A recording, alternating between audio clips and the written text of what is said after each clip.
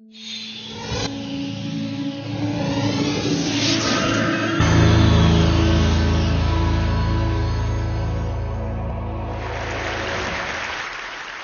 sure used to be a lot easier to be from Iceland, because until a couple of years ago, people knew hardly anything about us, and I could basically come out here and say only good things about us.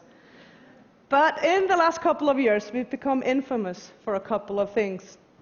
First, of course, the economic meltdown. It actually got so bad that somebody put our country up for sale on eBay.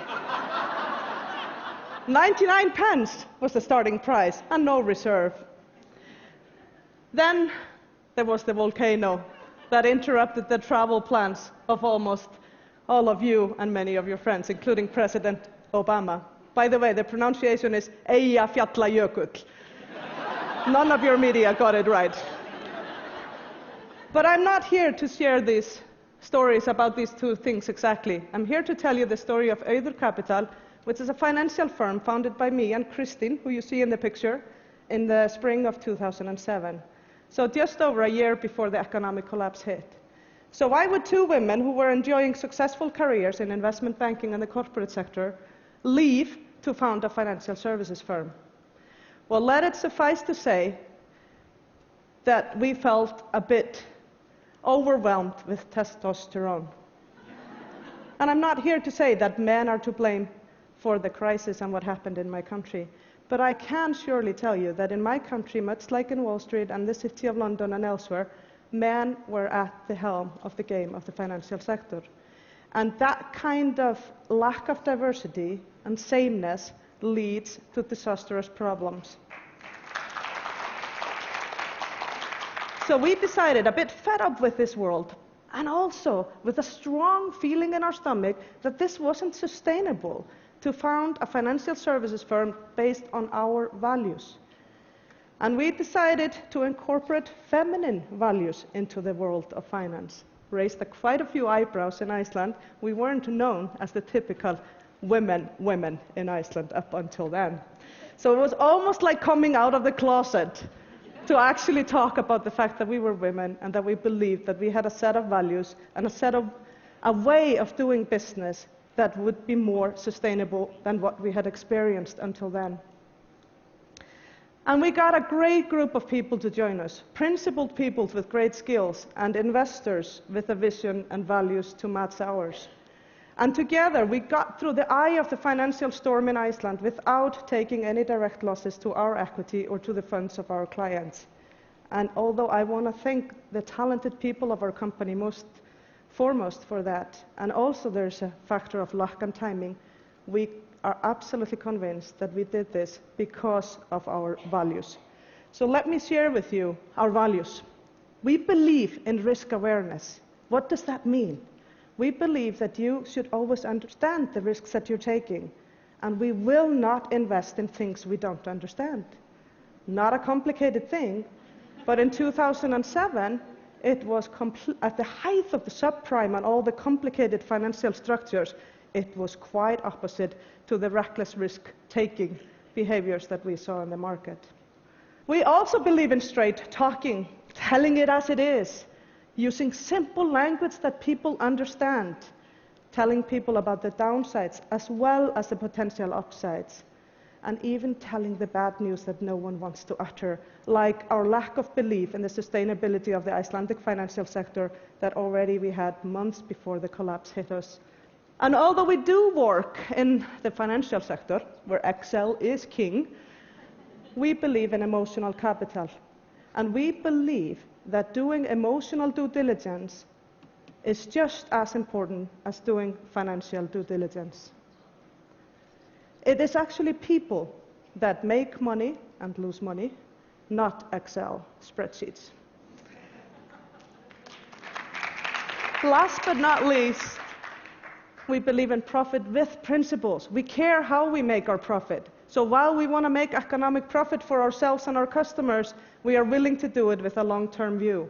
And we like to have a wider definition of profits than just the economic profit in the next quarter. So we like to see profits plus positive social and environmental benefits when we invest.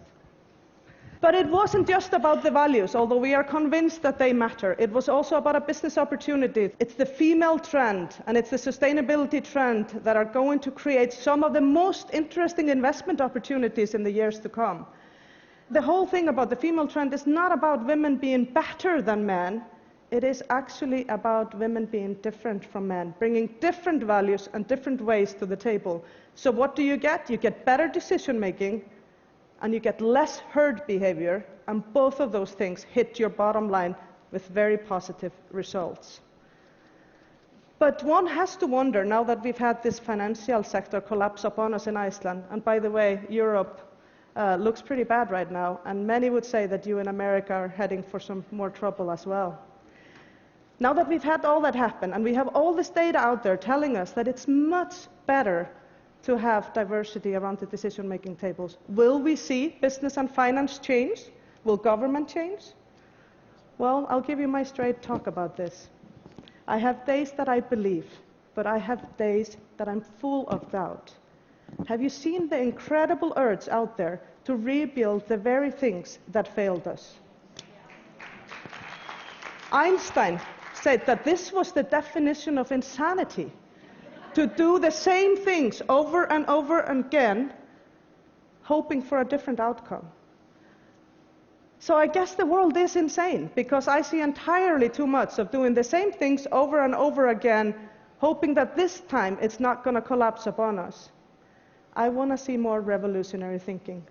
And I remain hopeful. Like Ted, I believe in people. And I know that consumers are becoming more conscious, and they are going to start voting with their wallets, and they are going to change the face of business and finance from the outside if they don't do it from the inside. But I'm more of a revolutionary, and I should be. I'm from Iceland. We have a long history of strong, courageous, independent women ever since the Viking Age.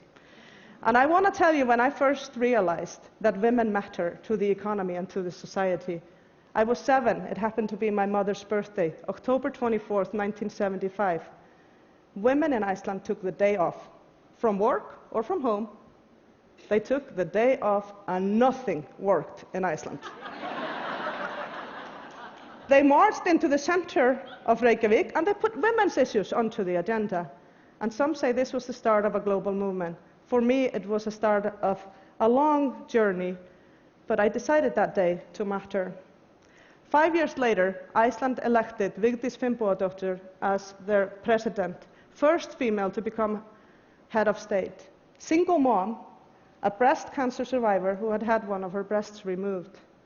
And at one of the campaign sessions, she had one of her male contenders alluded to the fact that she couldn't become president. She was a woman, and even half a woman. That night, she won the election because she came back. Not just because of his crappy behavior, but she came back and said, well, I'm actually not going to breastfeed the Icelandic nation. I'm going to lead it.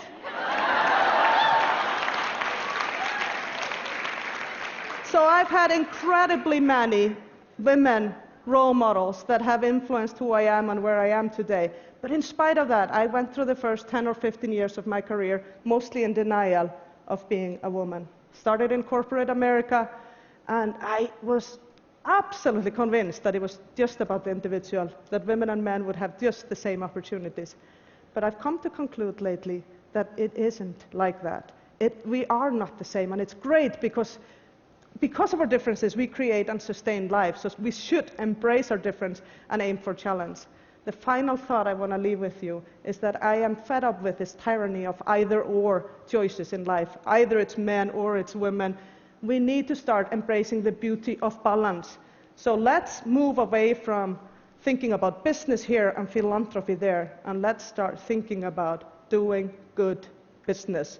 That's how we change the world. That's the only sustainable future. Thank you.